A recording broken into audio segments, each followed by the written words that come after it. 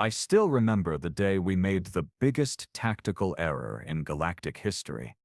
My name is Vex'thor, and I served as communications officer aboard the Dominion flagship, Eternal Judgment. What I'm about to tell you will sound impossible, but I swear on every star in the void, it happened exactly as I describe. The High Command had been planning the Earth invasion for 3 standard cycles. We'd cataloged their primitive weapons, analyzed their fractured governments, and calculated their inevitable surrender within 6 planetary rotations. The humans, according to our intelligence, were a species barely capable of reaching their own moon. They fought among themselves constantly. They had something like 200 separate nations, all bickering over imaginary lines drawn on dirt. Perfect target. Admiral Kron'zar stood on the command deck that morning, all 4 of his arms crossed in what we thought was a posture of absolute authority. He was 7 feet of scaled muscle and military pride, decorated with medals from 17 successful planetary conquests. Earth would be number 18, an easy addition to his already impressive record. "Open all frequencies," he commanded, his voice resonating through the bridge. "Let the humans hear the voice of their new masters." I activated the transmission array, broadcasting on every channel the humans used. Television, radio, internet, satellite, even their primitive cellular networks. We wanted everyone on that blue marble to hear us simultaneously. The Admiral cleared his throat, a sound like gravel in a blender, and began his speech. "Attention, inhabitants of the planet you call Earth. I am Admiral Kron'zar of the Galactic Dominion. Your world has been selected for immediate annexation. You have precisely 24 of your hours to arrange for complete and unconditional surrender. Failure to comply will result in total orbital bombardment. Resist, and your cities will become ash. Your oceans will boil. Your mountains will become glass. This is not a negotiation. This is a courtesy. You have 1 day. Choose wisely." He cut the transmission with a satisfied grunt, all 4 arms now spread wide in triumph. The bridge crew erupted in polite applause, as was customary after such declarations. I began monitoring human communications, expecting panic, chaos, perhaps immediate attempts at surrender. What I heard instead changed everything. The first response came from something called a podcast in North America. 2 humans, a male and female, were laughed so hard they could barely breathe. "Oh my God, Brad. Did you hear that?" the female gasped between giggles. "They gave us 24 hours. Jenny." The special effects were terrible. Brad wheezed. "My nephew could do better CGI with his laptop." I frowned, adjusting my translation matrix. Perhaps I had misunderstood their primitive language. Then came the social media posts. Thousands of them, millions within minutes. "Alien invasion lol, must be a new Marvel promotion. Bro, these Dominion dudes don't even know we can't agree on pizza toppings. How are we gonna arrange a surrender? 24 hours? I can't even get my HOA to approve a fence color in 24 hours. Hold up, they want Earth to surrender but didn't specify WH should surrender? Like, do they want me personally to call them? I'm busy tomorrow." I reported this to Admiral Kron'zar, certain there must be some translation error. "Sir, the humans appear to be laughing at us." His scales rippled, a sign of confusion in our species. Laughing? Impossible. Perhaps it's a fear response. Continue monitoring. But it wasn't fear. As the hours passed, the human response became increasingly bizarre. A news channel in Europe ran a segment titled "Alien Invasion or Elaborate Hoax." Our panel of experts weighs in. The experts spent 45 minutes debating whether we were real, with 3 insisting we were a viral marketing campaign for an energy drink. In Asia, several governments held press conferences expressing skepticism. One representative from Japan politely requested we provide proper documentation and fill out the appropriate forms if we intended to make official contact. A human named Marcus from Australia went viral with a video response. He stood in his backyard, beer in hand, addressing the sky directly. "Oi, alien blokes. 24 hours? Mate, I've got a barbecue planned tomorrow. Can we push this back to next week? Also, if you're fair dinkum about invading, you should know we've got spiders here that'll make you wish you'd picked Mars instead." The video had 30 million views within 2 hours. Lieutenant Vex'thor, our tactical officer, approached the Admiral nervously. "Sir, perhaps we should demonstrate our firepower. A small warning shot across one of their moons?" Kron'zar's eyes narrowed. "No. We wait. They will panic soon enough." But they didn't panic. They memed us. Someone created an image of Admiral Kron'zar with the caption POV. "You're about to get ratioed by an entire planet." I didn't understand what that meant, but it had 50 million likes. Another showed our flagship with googly eyes photoshopped onto it. A teenager in Brazil created a TikTok dance called the Alien Surrender Challenge, which involved pretending to be scared for 3 seconds before breaking into laughter. It trended globally within hours. 8 hours into our 24-hour deadline, not a single government had attempted official contact. "Sir," I ventured carefully, "perhaps the humans don't believe we're real?" The Admiral's scales flushed purple with rage. "Impossible. We're broadcasting from orbit. Our ships block out their sun. Actually, sir, many humans think we're holograms or drones. One popular theory is that we're a distraction from something called tax season." At the 12-hour mark, things got weirder. The United Nations finally held an emergency session, which we monitored with relief. Finally, some rational fear. Instead, we watched 2 hours of delegates arguing about whether responding to us would set a bad precedent. The representative from France suggested that even acknowledging our existence might encourage other attention-seeking alien species to try similar stunts. The delegate from Canada apologized repeatedly, though for what I couldn't determine. At hour 15, a group of humans in America organized something called an alien invasion party in Nevada. Thousands gathered in the desert with signs reading, "Invade me, Daddy," and "Take me to your leader, I volunteer." They set up DJ booths and were selling t-shirts. I watched the live streams in horror. They were having fun. They thought we were entertainment. "Perhaps," suggested Vex'thor quietly. "We chose the wrong planet." The Admiral slammed one fist on the console. "Silence. They're bluffing. All species break eventually." But the humans kept not breaking. At hour 18, a late-night talk show host in America did an entire segment on us. He stood at his desk, reading our surrender demand aloud, pausing every few words to let his audience laugh. "So let me get this straight," he said, wiping tears from his eyes. "They want Earth to surrender. Earth. The planet where we invented nuclear weapons and immediately pointed them at ourselves. The species that created both penicillin and plastic straw. They think we're organized enough to surrender as a planet? We can't even organize a family dinner without someone getting upset about politics." The audience roared with laughter. He continued, "And they're giving us 24 hours, like we're some intergalactic pizza liver. Sorry, Dominion dudes, but Earth doesn't do express service. Have you seen how long it takes to get a passport renewed?" More laughter. I was beginning to understand why our intelligence reports had been so catastrophically wrong. At hour 20, the humans started offering us things. Not surrender. Things. The Mexican government sent a formal transmission offering us tacos if we left peacefully. "We feel there's been a Sunderding," their message read. "Perhaps you're just hungry. We have excellent food. Violence is unnecessary when there's good salsa." A billionaire in America offered to buy us off with cryptocurrency. "I'll give you 12 billion in Dogecoin if you promise to just go bother Mars instead." A religious group offered to pray for our souls. None of them offered surrender. Lieutenant Vex'thor, our youngest bridge officer, spoke up hesitantly. "Sir, I've been analyzing their entertainment media. I think I understand the problem." "Spick," Kron'zar growled. "They've seen this before, sir.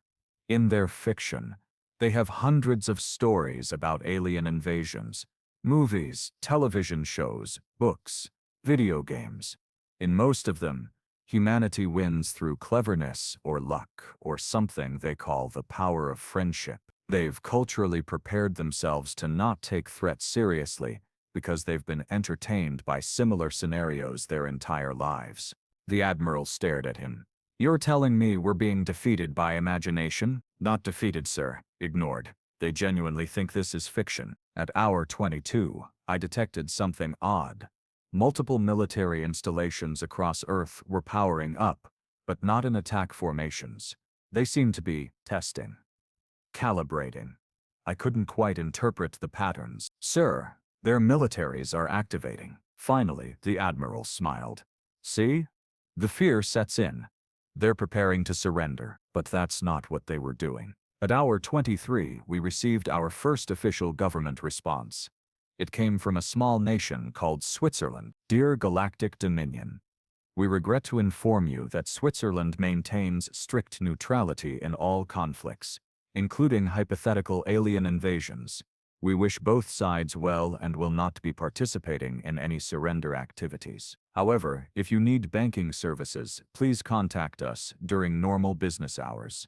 Best regards. I couldn't believe what I was reading. At hour 23 and 45 minutes, Admiral Kron'zar stood from his command throne. Enough. Begin the bombardment sequence. Target their largest city centers. If they won't surrender, we'll make an example that the rest of the galaxy will never forget. The weapons officers began powering up our main cannons. That's when everything went sideways. Our sensors detected massive energy spikes across Earth's surface. Not from weapons we recognized. Something else entirely. Sir, I'm reading. I don't understand these readings. It's like their entire electrical grid just synchronized. Explain, the Admiral roared. I watched my screens in confusion as data poured in. Their internet, their power systems, their satellites, even their primitive nuclear facilities. Everything just linked together. Sir, they're forming some kind of networked computational system.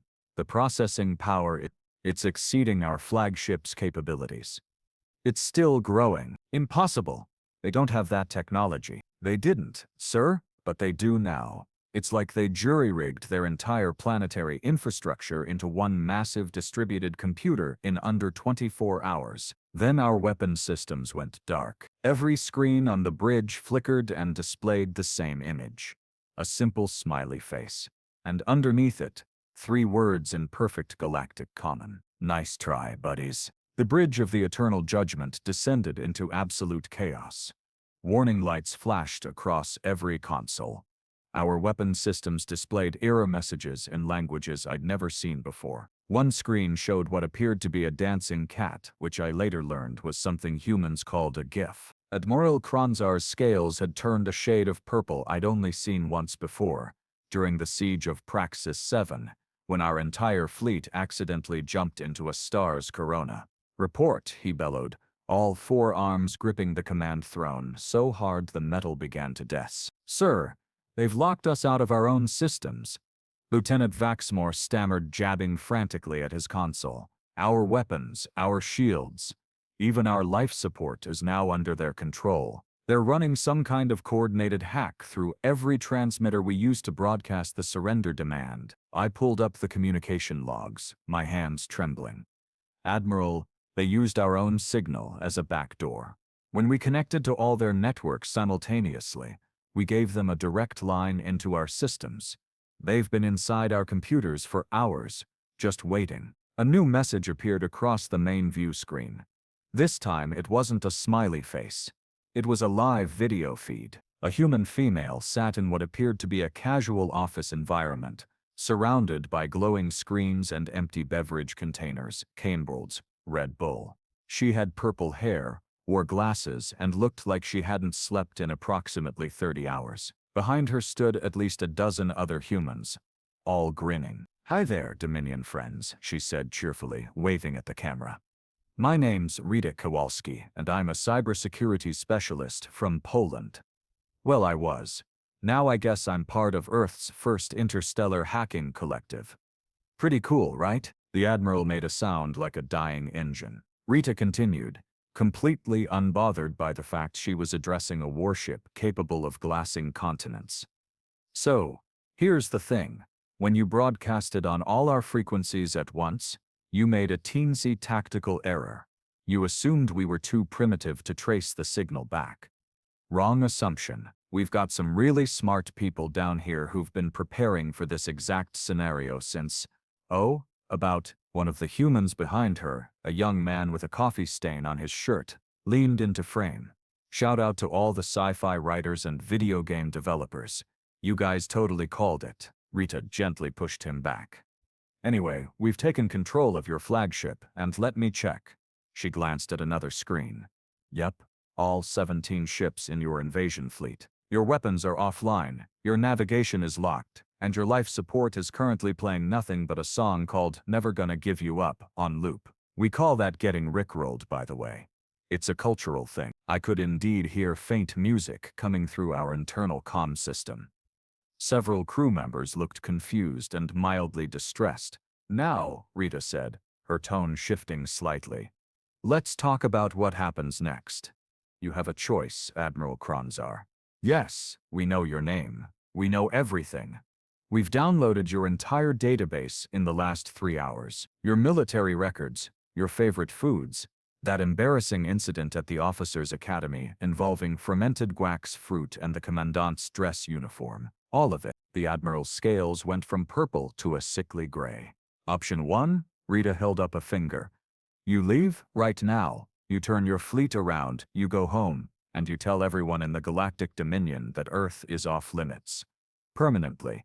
We'll even let you keep your dignity. We won't broadcast the disco playlist we found in your personal files. Snickers erupted from the humans behind her. Option 2, she held up another finger. We get creative. See, we've been exploring your ship's systems, and we've discovered some fascinating capabilities.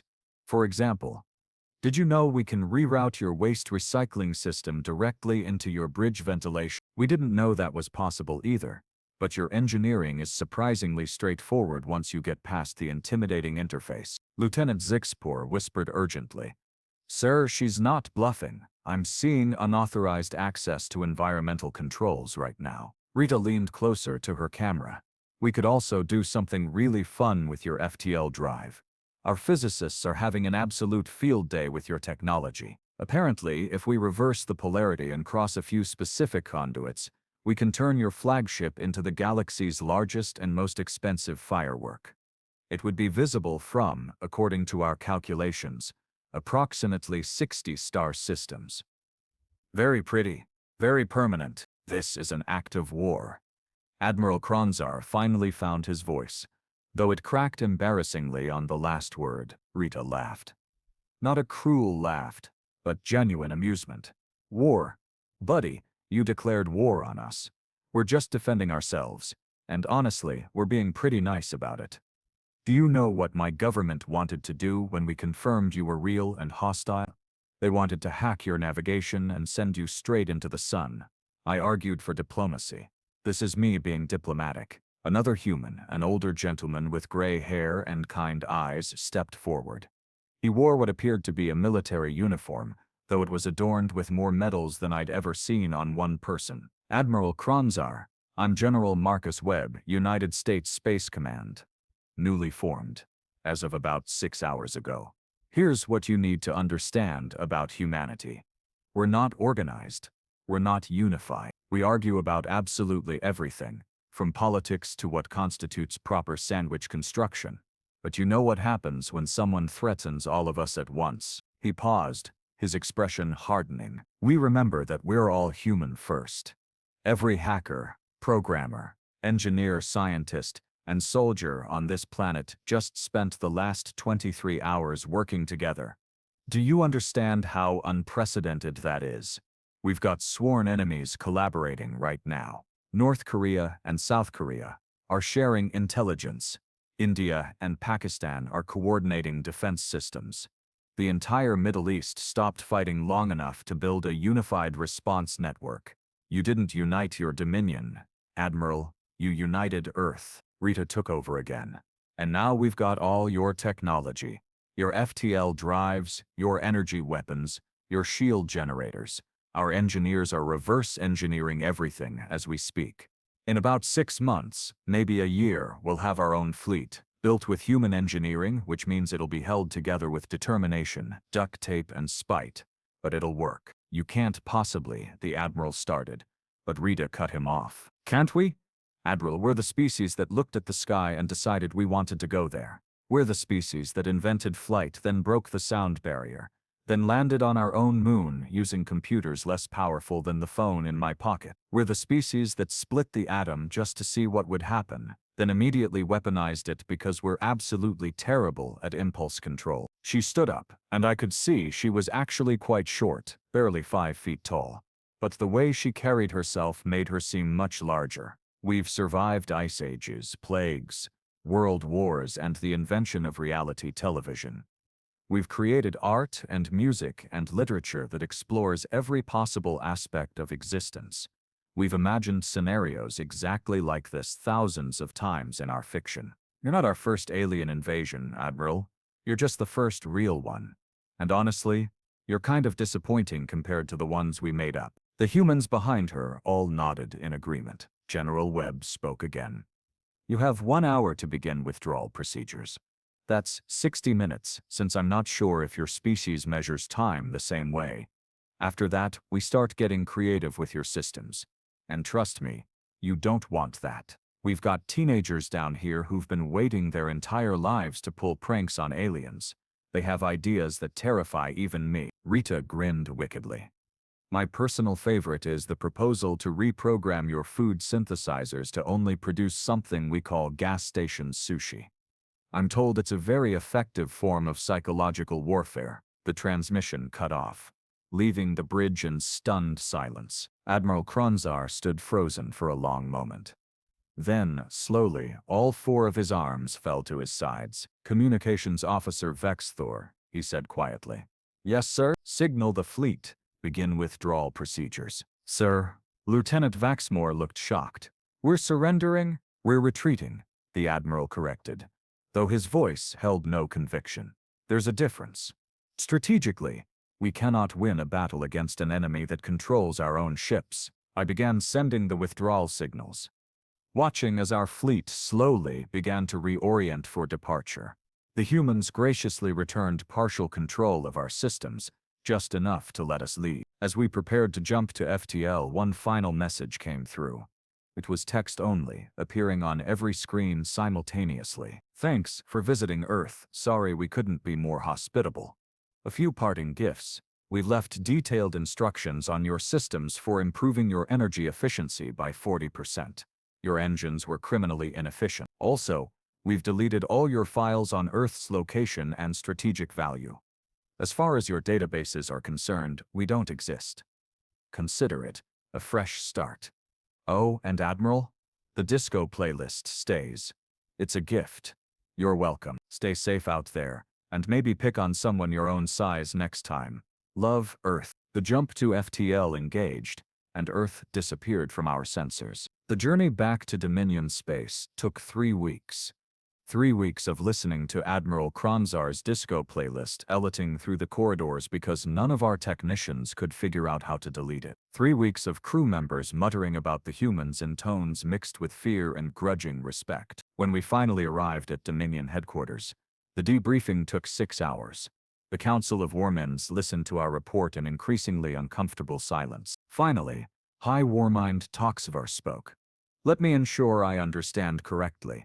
A species we classified as barely space-capable, managed to infiltrate and commandeer our entire invasion fleet using their planetary communication network. Yes, High Warmind, Admiral Kron'zar confirmed, his scales still that sickly gray color. And they did this, while simultaneously mocking us on their social media platforms. Yes, High Warmind. And they gave us instructions on improving our technology before letting us leave. Yes. High Warmind. Toxvar was quiet for a very long time. Then, I hereby issue a Class 7 quarantine on the Sol system. No Dominion vessel is to approach within 10 light years. Notation in all databases: humanity, species designation, extreme threat level, psychological warfare specialists, technology adaptation rate, exponential. Recommendation: avoid all contact. Understood, High Warmind, the Admiral said quietly. As we filed out of the council chambers, Lieutenant Saxpor walked beside me. Do you think they'll actually stay away from Earth? He asked. I thought about Rita Kowalski and her team of sleep-deprived hackers. I thought about General Webb and his comment about teenagers waiting to prank aliens. I thought about a species that spent 18 hours laughing at an invasion fleet before casually taking it over. Would you go back? I asked. He considered this. Absolutely not. There's your answer. 3 months later, reports began filtering through Dominion intelligence networks. Whispers of human ships appearing in neighboring systems. Not warships, but exploration vessels, moving faster than our analysts thought possible. They were using modified versions of our own FTL technology, improved and refined in ways our engineers couldn't quite understand. The humans were coming to the stars, and they were bringing their chaos with them. I retired from military service shortly after. Now I work as a civilian consultant, and I've made it my mission to warn every species I encounter about Earth. Not because I hate humans, but because I respect them terribly. They're a species that looked at an overwhelming threat and laughed. They're a species that turned their entire planet into a weapon in less than a day. They're a species that views every challenge as an opportunity for creativity. And most terrifying of all, they're a species that considers first contact with hostile aliens to be the beginning of a beautiful friendship, whether we want it or not. The galaxy wasn't ready for humanity. I'm not sure it ever will be. But they're here now, and they're playing that awful disco music on every frequency they can find. And somehow, impossibly, the universe is better for it. Even if my scales still turn gray whenever I hear synthesizers